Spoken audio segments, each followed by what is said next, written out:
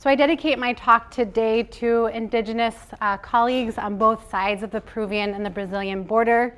I'm going to talk a little bit about what's happening politically in Brazil right now, highlighting how difficult it's become for indigenous communities. And I'd also like to recognize that here at UCI we sit, or I stand, on what was once Tongva, Gabrielino, Serrano, Fernandeno, Kawia, Ajacheman, or Waineno, Luiseno, Payum Kawicham, Epai, Cupeno, Tepai, and Mexican land. I haven't memorized this yet, but I'm working on it. Additionally, that this landscape has been shaped by Latino, Japanese, Filipino, and Chinese laborers who have built roads and railroads and worked California crop fields. So this is also a way that I like to begin all of my classes, particularly because this is a talk about human environmental interactions, recognizing the human labor and relationships with the land that perhaps are not immediately visible might change the way that we think about our interactions with the earth, particularly in terms of climate change, and perhaps will not continue certain dehumanizations of human populations. And I'm not sure I can move to the next slide. Try an arrow down. Trying arrow down. Which arrow down? So I'll keep talking. Thank you, Philip. Today my talk is about mercury or quicksilver and its effects on planetary health, that is human and environmental well-being. And I'm also going to talk about some economic considerations. Okay, if I want to go back. Okay, awesome, thank you. I'm also going to discuss economic considerations with respect to environmental racism, ecology, and climate change. So if some of those words that came up in the abstract for this presentation, which I'm sure everyone studied deeply, if the terms environmental racism, toxic body burdens, maybe ecofeminism, as well as oikos, which is the Greek term for home, nation, family. It also forms the eco in economy or ecology. If those terms are not familiar to you, that's wonderful. That's part of what I'm talking about today, and my hope is that by the end of my presentation, you have a working knowledge of what all of those are. So I've titled my talk today, Mother of God, Child of Jupiter, Mercury Rising, for several reasons. Talking about planetary health. Get it? Jupiter, Mercury? Okay. I know, it's late in the day. It's late in the day. Try and make it snappy. Also because I'm going to discuss mercury's effects as a potent neurotoxin for humans and non-humans alike, and as a driver of rising temperatures and climate change. Then there's the relationship to economics. So mercantilism also comes out of Mercury. So this also refers then to mercurial or toxic assets, which those of you who are econ majors may recognize. These refer to volatile investments, right? So really risky ones, but if you make good on it, like, you really make good. And finally, because the Mother of God, or Madre de Dios, is the region of, let's see if I can make it down. Yes, it worked. The region of eastern Peru in the Amazon, where I conduct research, continuing collaborations with indigenous federations on both sides of the border. So for those of you who are not Spanish speakers, Madre de Dios means the Mother of God or the Virgin Mary. So here on this map you can see, I don't have a little clicker, but just how close the borders of Bolivia and Brazil are. So if you follow this border all the way up, there's a little dot right underneath Brazil. That's this tri-frontier region. That's the entry point into Madre de Dios. And the acronym for this area is actually MAP. So M for Madre de Dios, A for Acre, and P for Pando. And I began my research in Sao Paulo, where I have family, and in Rio de Janeiro. And this was back in 2008 and 2009. So Brazil was a huge power player, not just in Latin America, but also around the world at the time. Things have changed quite dramatically. Has anyone been following the Brazilian elections? Yes, I got a hand. So the election of Jair Bolsonaro, he was a right-wing leader who defeated the Workers' Party because of the corruption with Odebrecht and the different companies that are embedded within corruption and bribing with construction throughout Brazil and other countries in Latin America. Yes, exactly. So that is very much connected to the interoceanic road. I kind of like having this be more interactive. I would love it if at any point I was going to save questions and comments to the end, but this was really wonderful. So Odebrecht built the interoceanic road that I'm going to highlight in this talk. And because of Lava Jato, which is car wash in Portuguese, the Workers' Party fell and Jair Bolsonaro was elected. So let's just get a picture of what Jair Bolsonaro looks like. Here we go. He's also got 2 microphones attached to his pants. So Jair Bolsonaro was, as you say, elected into office on October 28th, 2018. He's going to assume office on January 1st, 2019. I want to just highlight some of the things that he said and give you a sense for what kind of candidate he is. He made numerous discriminatory remarks on race, gender, and sexual orientation. He's also spoken out very strongly in favor of torture. The former military dictatorship leaders, some of them are still alive. Their sons, grandsons are very much alive, in control of Congress and Senate. And they are a strong backer of Bolsonaro. He has described having a daughter as a weakness, told a congresswoman that she was too ugly to be raped, and claimed that certain black people were not even good enough for procreation, and that he would rather one of his 4 sons die than be gay. So he's not going to win the Father of the Year award, but he did win the election, and that's something that I want to come back to talk about, and it sounds like we have some who know a lot about what's happening in Brazil, which is great, because this is kind of key for the full circle Mercury that I want to make.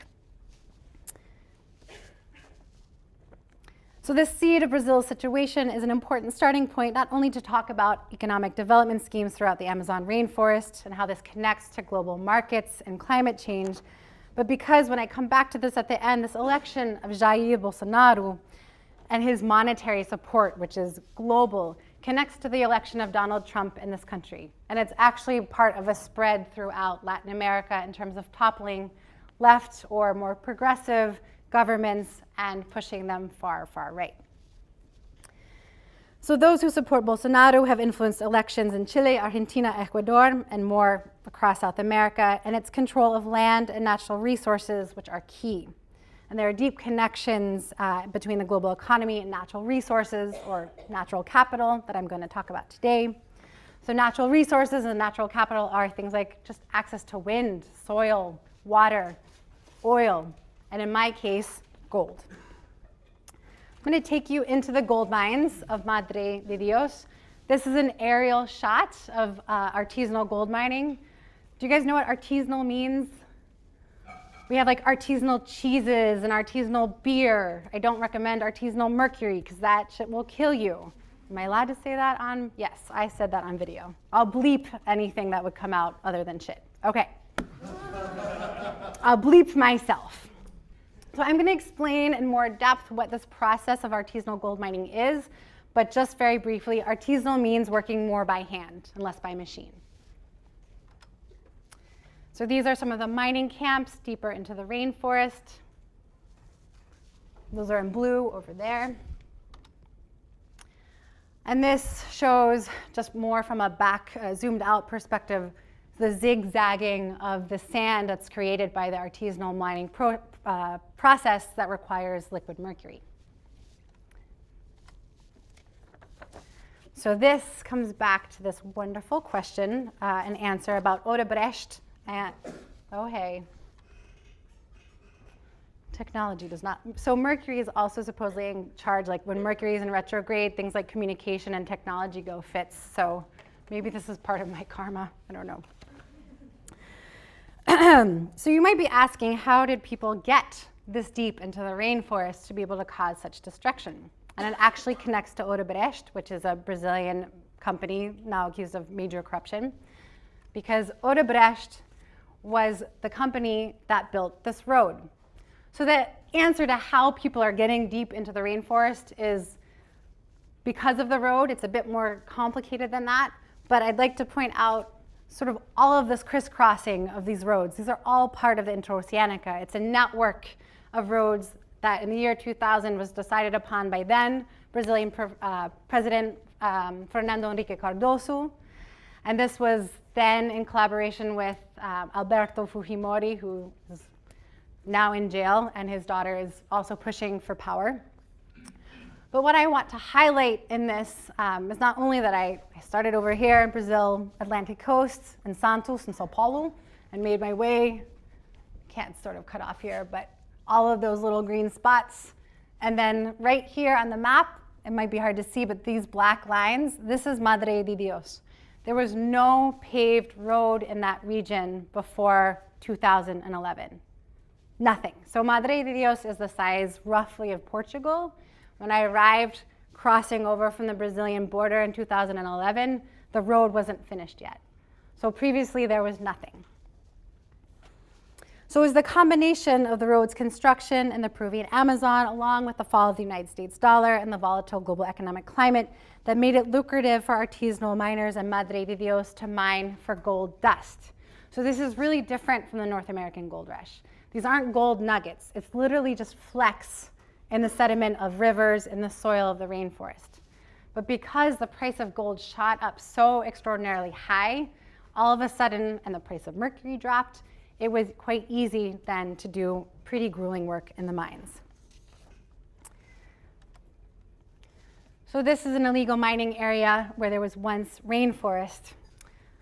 Mercury amalgamates with gold, making it a cheap and effective substance for those working less by machine and more by hand. And as you can see, it's a pretty toxic substance. So this whole area used to be rainforest, and now this is just like a mercury mush area. And I took this photo standing by the clinic for this area, and I'm going to talk about some of the health effects of mercury. Let me give you some quick and dirty numbers. Peru is the 6th largest producer of gold in the world. This number doesn't account, however, for the illegal mining that happens in Madre de Dios, right? None of this is on the books. So it's really hard to estimate how much is coming out. But given the different channels, and I don't know how all of these numbers are correctly calculated, but the guess is that Madre de Dios produces something between 25 to 30% of Brazil's overall exports. That's a lot. That's about a third, right, of its total gold export. The government has put forth 30 to 50,000 possible illegal miners working in this region. That's like a huge window, 30 to 50,000, like where are those 20,000 people going? So I think what we can draw from this is that people don't know, and if they do know, it's probably because they're benefiting from the corruption in the area that they're not telling us. Environmental organizations report that Madre de Dios produces something between 16,000 and 18,000 kilograms of gold per year. I want to mark that because there's a ratio, skipping over the price of gold. For each kilogram of gold produced, artisanal gold miners use 2.8 kilograms of mercury. So just think about that for a minute. So that's almost a 1-to-3 ratio. That's a lot of liquid mercury. Over the past 20 years, estimates hover around 3,000 tons of mercury that have moved from the mines in Spain. We also have mercury mines in the United States and the mountains of Peru into Amazonian soils and streams. And just today, there's a report that came out November 8th, 2018, that artisanal and small-scale gold mining has destroyed some 170,000 acres of primary rainforest. That's roughly a little bit larger than the size of San Francisco. I don't work in acres either, so there we go. And that is also significant because it's about 30% more than previously thought. Here's the report if you're interested.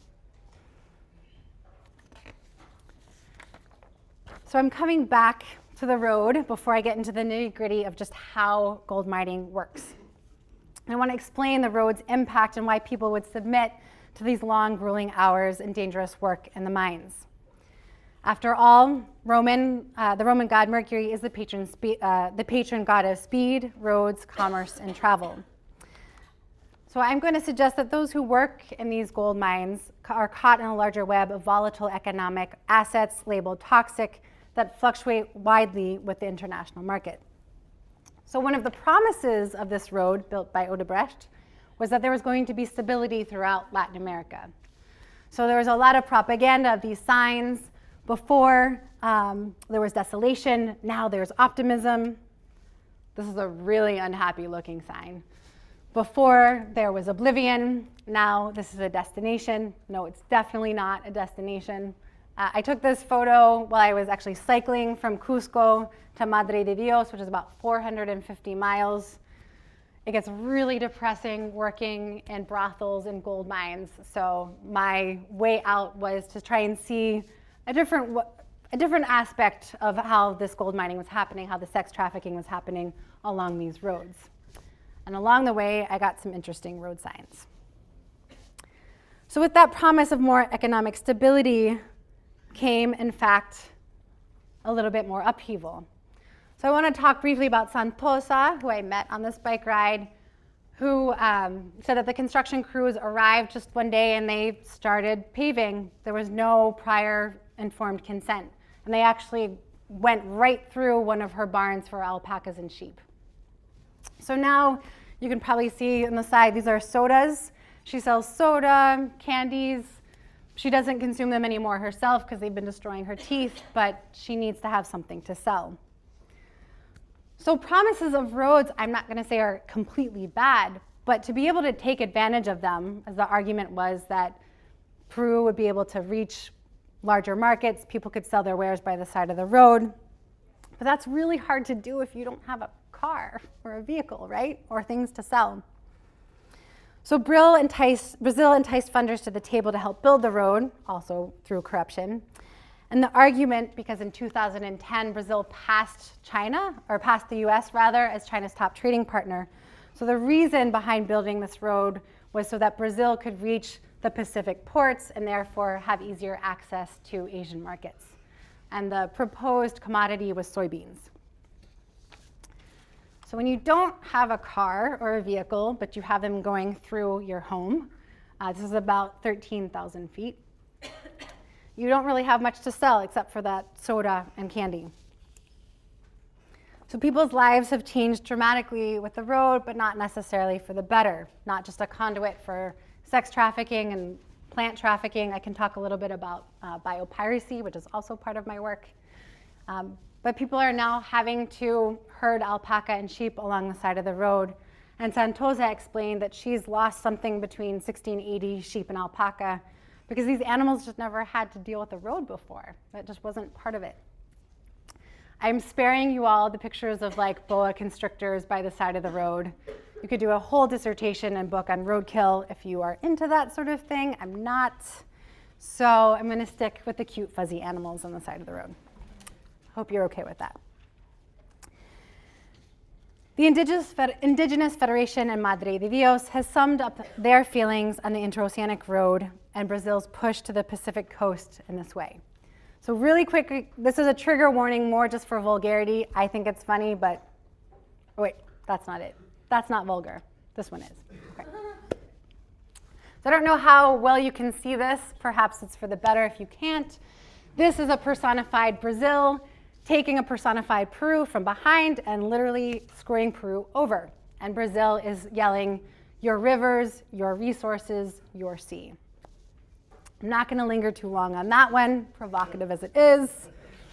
I hope I'm not going to get fired now. Okay, good. Moving along. So our next stop is along the Interoceanic Road into the mining camps.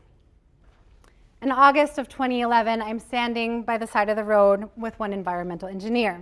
So there are environmental engineers who are employed by the Peruvian state regionally, and their task was to formalize these miners. And I'll explain what that process is in a minute.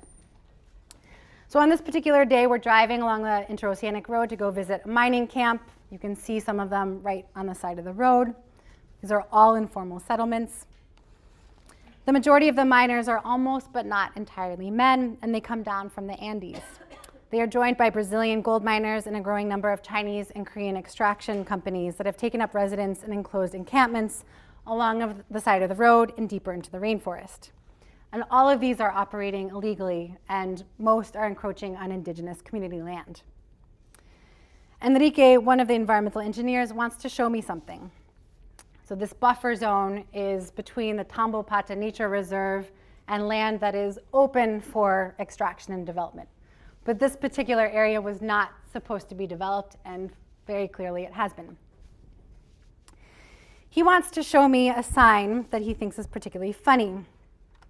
This is paid for by the local mining organization. It says, cuidar el medio ambiente es cuidar nuestra vida. To take care of the environment is to take care of our life. Ironic, given the circumstances.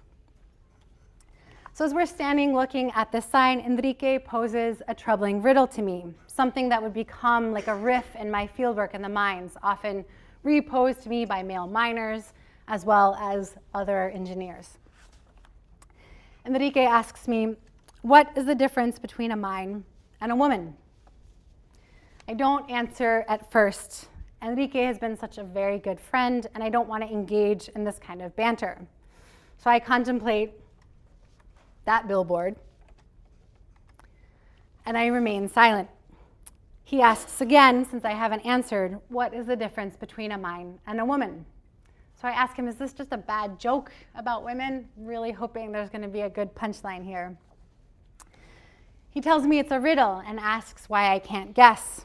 I say I prefer not to. He should tell me. His answer is nothing. Nothing is the difference between a mine and a woman because both are for exploitation. So indeed, sex trafficking and sex work are companion industries to gold mining, as they were in the North American gold rush. And here is a brothel by the side of the road. While contentious at times, my working relationship with Enrique and the other environmental engineers was really more along the lines of sibling rivalry. We teased each other pretty fiercely, but they were also fiercely protective of me working in the mines.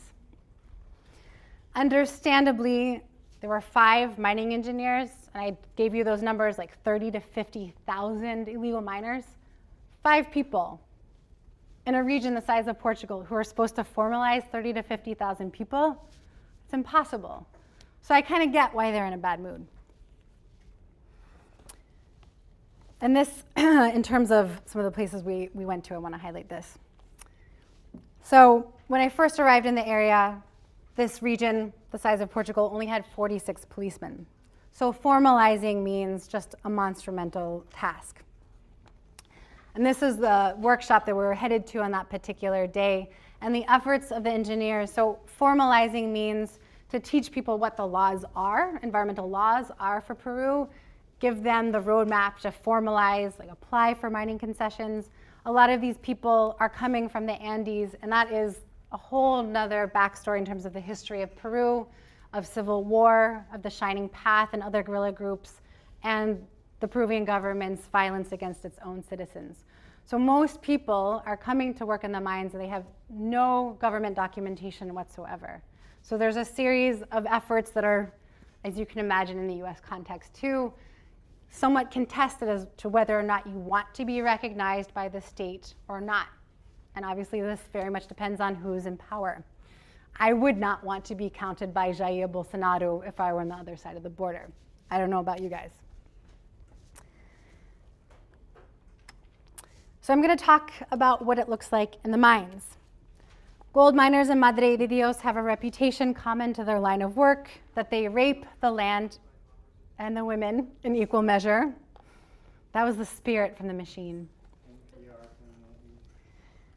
So they have this reputation that they rape the land and the women, a reputation that is only served to be underscored by the unfortunate mines are like women riddle. I argue, however, that miners are cast as perennial culprits in a global economic system of mercantilism or neo-mercantilism. I'm going to ask what you might think the difference is. And that these economic systems are not of their own construction. They also suffer the effects of mercury contamination, working in unprotected proximity to liquid mercury and its vapor. And I'm going to talk about the process of the vapor too. So I would enter the gold mines not just with the environmental engineers, but also with the health team. And on this particular day, I'm going in with the health team. And this is an area called Mega 11 or 11. And so they would start to, depending on Mega 1, Mega 2. So this is the 11th encampment in the Mega area. And as you can see, this is a pretty devastated landscape. So while the Peruvian government does a wonderful job of painting the miners as criminals and gold mining towns as places of complete debauchery, my experience in the mines, and granted I did not visit every single one of them, was actually quite different. So this is a Sunday morning. We've already made it through that desolate landscape. We've set up in a brothel to do rapid HIV, AIDS exams, and tuberculosis tests. This is trash that's been carefully collected on the side. These men are walking past with the motor that's going back into the mines that's been rehabilitated.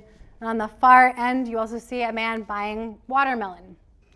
This does not look like the sex-crazed landscape one would have imagined given all of the media attention to how terrible these people are.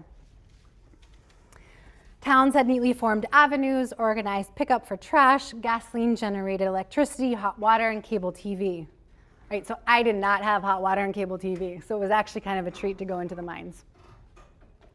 Miners and sex workers also formed their own associations. So they would commit a percentage of their earnings each week, and it would go into a collective pot. And then if someone was sick or they got hurt, often mines would collapse, the pits would collapse onto the men below. Someone got pregnant, it's hard to do your work as a sex worker if you're pregnant. They would take care of each other in a way that was absolutely not publicized. So I hope I'm starting to give a picture that is a little bit counter to what one might expect, at least given what we hear about gold rushes and sex work, that these are people who are trying to feed their families. Granted, this is terrible for climate change and environmental destruction, but what are their economic choices? So to the process, and this is Alicia. She's wearing a High School Musical t-shirt. I don't know where she got that. So that's just kind of a family-oriented, I mean, I don't recommend you take your family there, but there is a family-oriented atmosphere that occurs in the mines. Okay, so into the mines themselves. So this is a dilapidated mine. There are two ways to mine for gold in Madre de Dios. You can go by river dredge or these mining pits. They're usually about 20 meters wide and 20 meters deep. This is a defunct one because this picture was taken during a mining raid. So the tupadera, which is hard for me to point to, but it's the sucker and it's pulling out from this raft here the sediment at the bottom of this mining pit. And then what it does is it sends that sediment down. Again, this is a defunct, not in working, not working quality right now. The sediment goes down this kind of chute and it separates the larger rocks from the more fine sediment that has the gold. And then, of course, the mercury amalgam is made. And that is where I'm going to move to next. So what do you do with that sediment once it's come down that long slide? So that sediment goes into these old oil barrels. And so it's kind of like old school or traditional winemaking. You put, like, remember that number? It's sort of 1 part gold to 3, or 1 part sediment to 3 parts 3 parts mercury. So that's all poured into these oil drums, and then men will roll up their pants or not have any pants at all, and they immerse their bodies into these oil drums. So for hours, they're sitting in this toxic mercury mush, and their bodies become this porous contact zone for the mercury to enter. So life in the mines is pretty difficult. Always surrounded by toxic water, air, and soil. Public health officials, doctors, and nurses who I worked with along the Interoceanic Road, as well as deeper into the jungle, struggle to explain the effects of mercury poisoning. So mercury can pass the blood-brain barrier. It can swim through amniotic fluid. It's a debilitating neurotoxin, as I mentioned. It slowly accumulates in the body. So it's not an immediate form of violence. Quicksilver poisoning in maternal fetal health in the environment has more immediate visibility than it does in the hands of the mostly male miners who place the silver liquid in their hands. And they would do this all the time. They would just pour it directly from the bottle into their hands. Be like, gringuita, how could this be poison? I mean, it's so beautiful. If you guys don't try it, but have you seen liquid mercury? You might be from a generation that didn't have these kinds of thermometers. Terminator 2. Yeah, I went to a school where I wasn't allowed to watch TV. Thank you, pop culture. Terminator 2, watch it. I'm not gonna have time to do it, but I'm gonna take your word for it. it's really beautiful. It's got this kind of liveliness to it. So it makes perfect sense. Something that is that tiny in silver that pulls out of this landscape gold. I mean, how could that not be magical? So this is a good moment to talk about body burdens, one of those key words. So body burden refers to the total accumulation of toxins in one's body, generally for humans, but animals as well. And this can be pesticides, lead, mercury, microplastics, you name it. Mercury, as with lead or any other heavy metal, as I mentioned, can pass through the blood-brain barrier, so it attaches to fatty tissue. So this is why you may have heard warnings like don't eat tuna or don't eat certain kinds of salmon. The really fatty fish that live for a long time can also bioaccumulate. So those of us who eat the fish that have the toxic body burden, we also inherit that. So mercury, like lead, has been linked to violence. So it impairs decision-making, impulse control, irascibility. And this, I don't know if you've heard the phrase, someone who has a mercurial temperament, someone who's really just angry. I'm going to talk about some of the difficulties facing public health officials, in addition to just the beautifulness of quicksilver and its slow accumulation. So this is the brand El Español, which, not surprisingly, initially came from the mines in Spain. And the matador with his red cape and the bull here are expressive of a certain kind of like male virility. The bull is this very strong male symbol. And of course, the matador's ability to kill. And this, unfortunately, feeds a lot of people's affinities for mercury.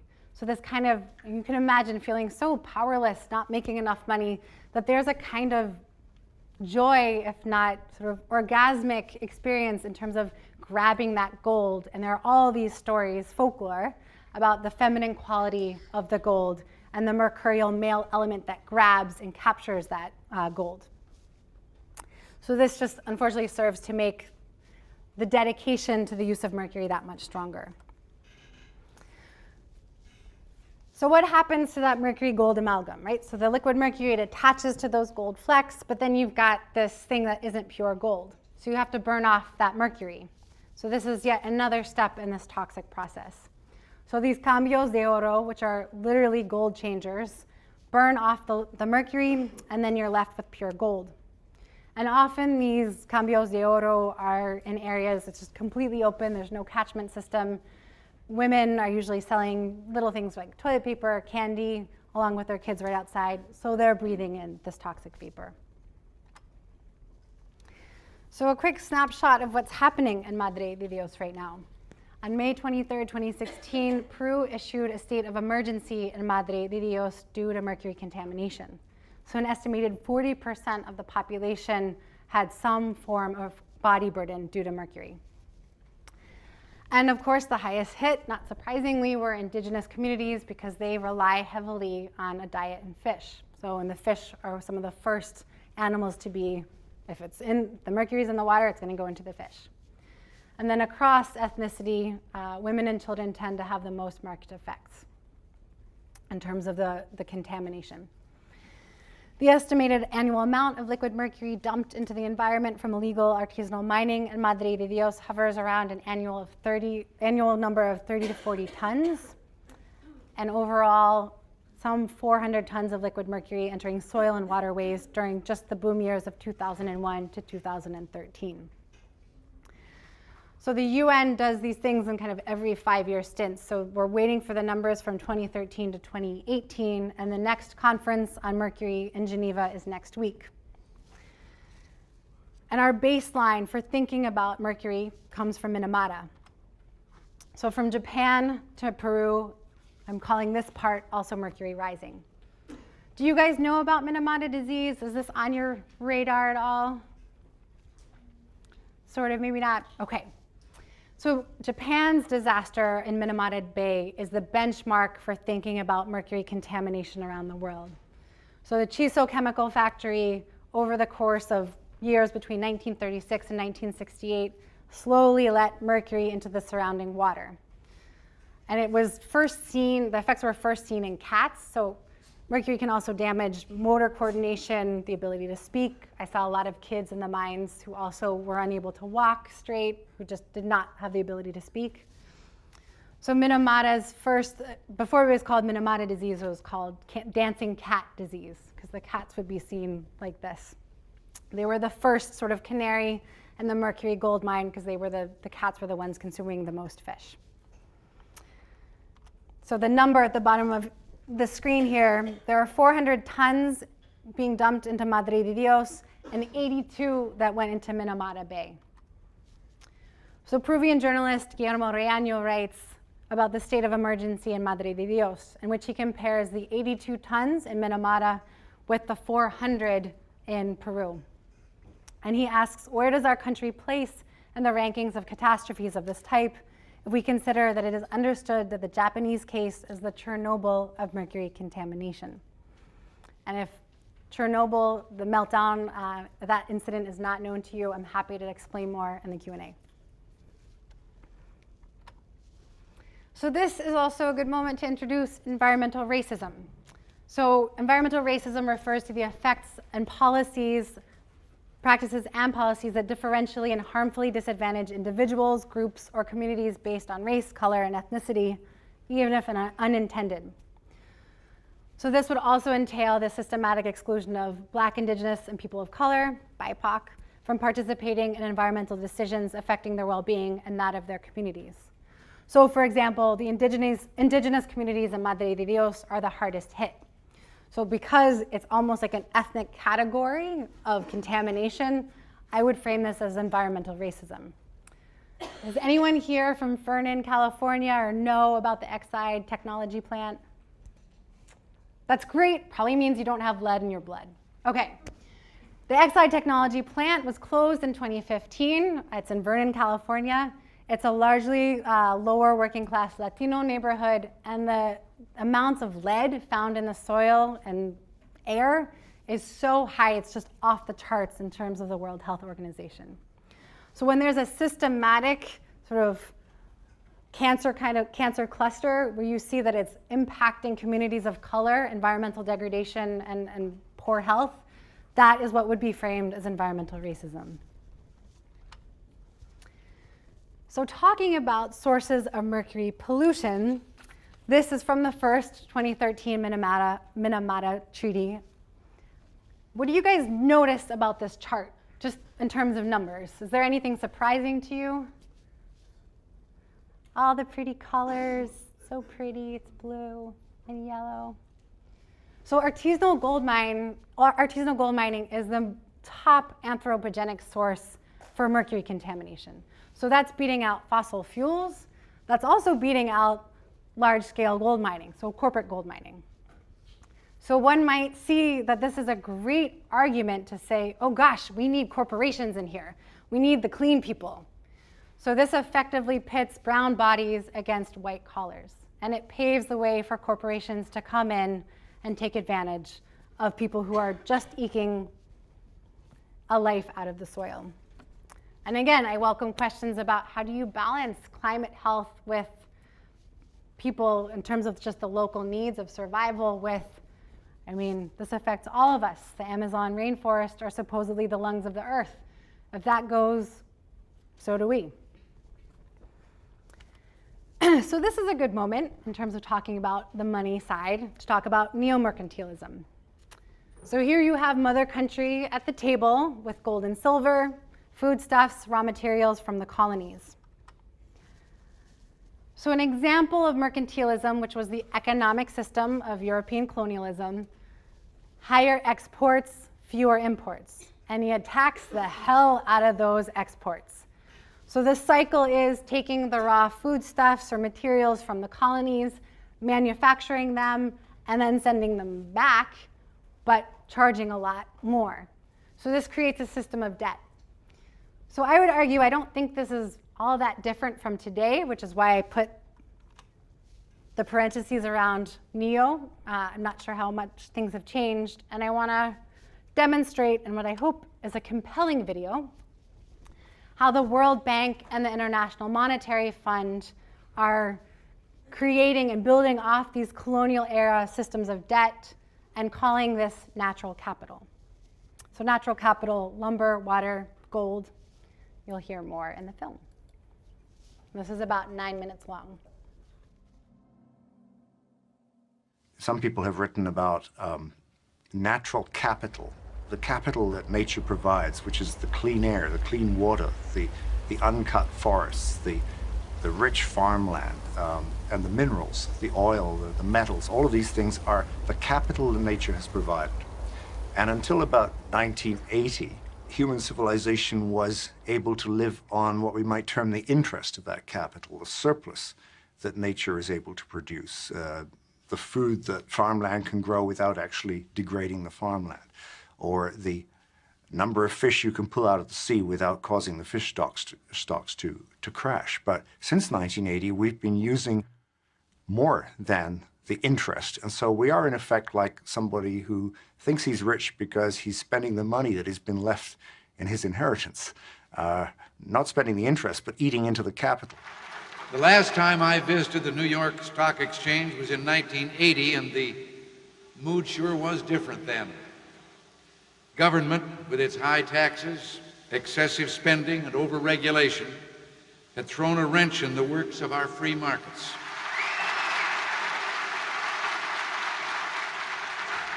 With tax reform and budget control, our economy will be free to expand to its full potential, driving the bears back into permanent hibernation. That's our economic program for the next 4 years. We're going to turn the bull loose.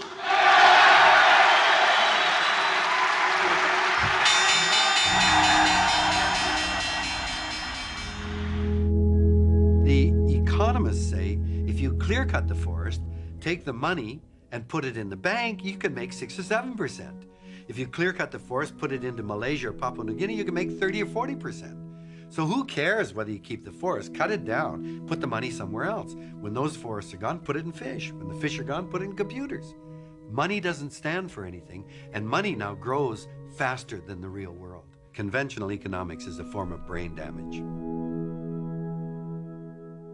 If you take an introductory course in economics, the professor in the first lecture will show a slide of the economy. And it looks very impressive, you know, raw materials, extraction, process, manufacture, wholesale, retail, with arrows going back and forth. And they try to impress you because they think, they know damn well, economics is not a science, but they're trying to fool us into thinking that it's a real science. It's not. Economics is a set of values that they then try to use mathematical equations and all that stuff and pretend that it's a science. But if you ask the economist, in that equation, where do you put the ozone layer? Where do you put the deep underground aquifers of fossil water? Where do you put topsoil or biodiversity? Their answer is, oh, those are externalities. Well, then you might as well be on Mars. That economy is not based in anything like the real world. It's life, the web of life that filters water in the hydrologic cycle. It's microorganisms in the soil that create the soil that we can grow our food in. Nature performs all kinds of services. Insects fertilize all of the flowering plants. These services are vital to the health of the planet. Economists call these externalities. That's nuts. The Ice Age hunter is still us. It's still in us. Those ancient hunters who thought that there would always be another herd of mammoth over the next hill shared the optimism of the stock trader, that there's always going to be another big killing on the stock market in the next week or two. Get your bets down, ladies and gentlemen.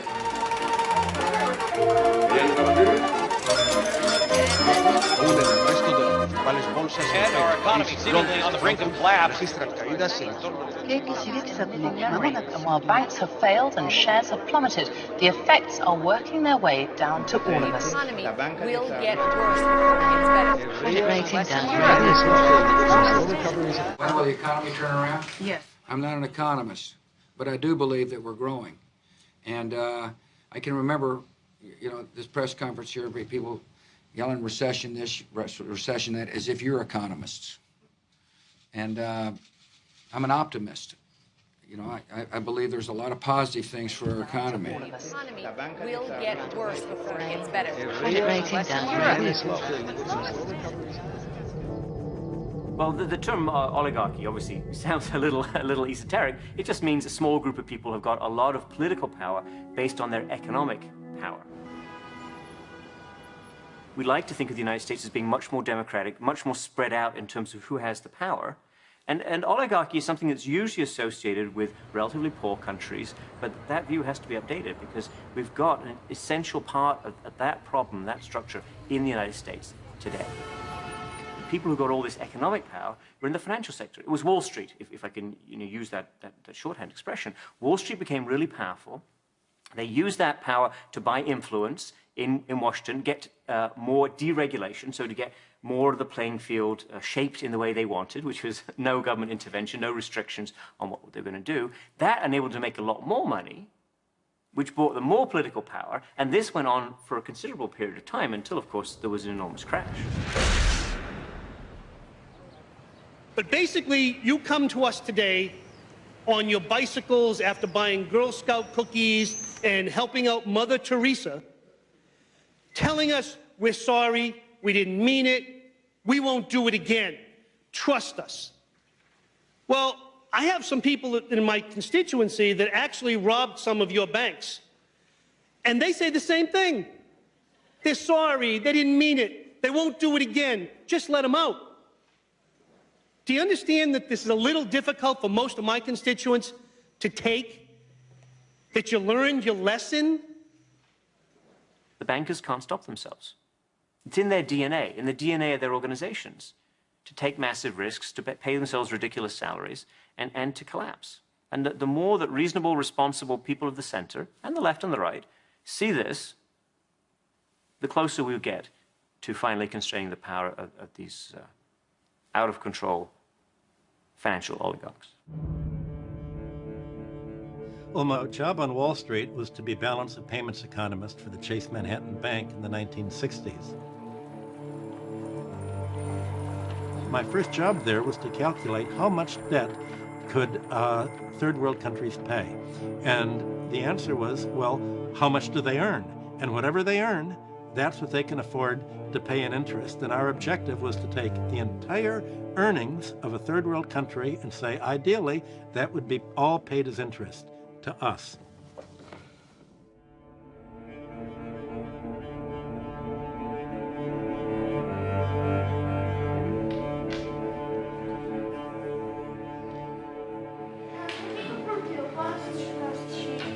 Televisão, aí eu vejo no jornal, aí eu sempre paro pra ver, sempre estão desmatando a Amazônia. Eu não entendo por que eles querem isso.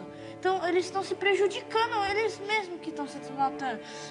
Como o Diogo falou, os animais... São interesses o quê? Econômicos. You can relate the destruction of the rainforest in Brazil directly to the Wall Street and London financial sector. The story begins in 1982, when countries couldn't pay their debt anymore. And the result is that the Latin American countries generally stopped paying because they said, we're already paying all of the balance of payments surplus we have to the banks.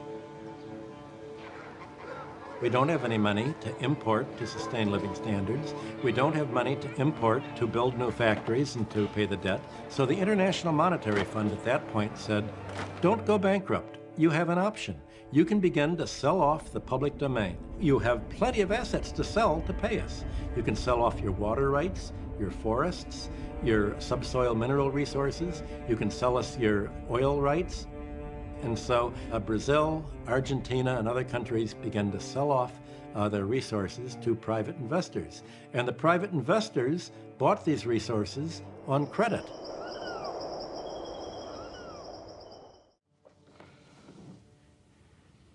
Look, don't give me a hard luck story. I hear them every day, and quite frankly, they bore me. The facts are simple. In 1973, this bank gave you a loan, and you still haven't paid it back. Admittedly, you paid back the initial sum, but not the interest, which to date amounts to 9 times the amount originally borrowed. 9 times. So you better get your act together. Times are tough, and we're all having to clamp down. And don't look at me like that. This is a bank, not a charity. So I'm running a little bit short on time, but I want to highlight this and then wrap it back to Brazil, and perhaps we can talk in more detail. I hope you have reactions to that film that we can talk about. Eduardo Galeano is a Uruguayan writer. He wrote, "In the colonial and neo-colonial alchemy, gold changes into scrap metal and food into poison." I think that is a very apt framing of Madre de Dios. So I'm bringing it back to Brazil and to a conclusion. You guys know who the Koch brothers are? You heard of them? Yeah? Okay, good. Not everyone said yeah. So who are they? What do they have to do with Brazil, the IMF, World Bank, or just natural capital in general? And also, what is their relation to the United States? So the Free Brazil movement was the party for Jair Bolsonaro, and that party received huge amounts of funding from the Koch brothers. So the Koch brothers, for those of you who are not as familiar, they are a huge, huge behemoth organization, US energy, fossil fuels, petrochemicals, and they were also one of the major funders behind Donald Trump, along with the Mercer family and Hunt Oil. Not surprisingly, Hunt Oil also operates in Madre de Dios. This, I think, is pretty apt framing since we're talking about toxicity. This article has a great number of resources about just what the Koch brothers own and how they've built their empire. So this is all about natural capital. What's happened from Brazil to Venezuela, really any of the countries in Latin America that have Amazon rainforest, although Peru is still holding strong, fingers crossed, they haven't toppled yet. Part of what happens with these takeovers is that all the environmental regulations are relaxed. So as in the United States, what this means is overturning treaties and agreements with indigenous communities and just natural resource extraction without any sort of regulation for health benefits for the earth or for people. So the Koch brothers like to joke, or at least David does, that they're the largest company no one has ever heard of. So everything from Dixie cups to Brawny paper towels to Angel soft toilet paper. Who doesn't like soft toilet paper?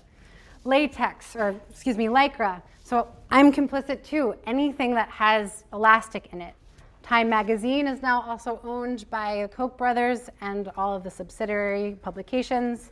Georgia Pacific, which is the US's biggest wood producer, and petroleum concessions throughout the United States and Latin America. So I'm calling this the Koch brothers' mercurial touch on the political and ecological climate. It's a pretty destructive one. So in closing, I want to come back to this term of the global oikos. And the oikos, as I mentioned, it means home, family, or nation in Greek, and it's the eco and our ecology and our economy. So in thinking about the connections between natural capital and this drive, this neo-mercantile economic growth drive that puts more money into the pockets of wealthy nations, it also means the destruction of ecologies that support the entire planet, the Amazon rainforest. So as I mentioned, the lungs of the earth is a common phrase for the Amazon rainforest, and if that goes, it seems like so do our lungs.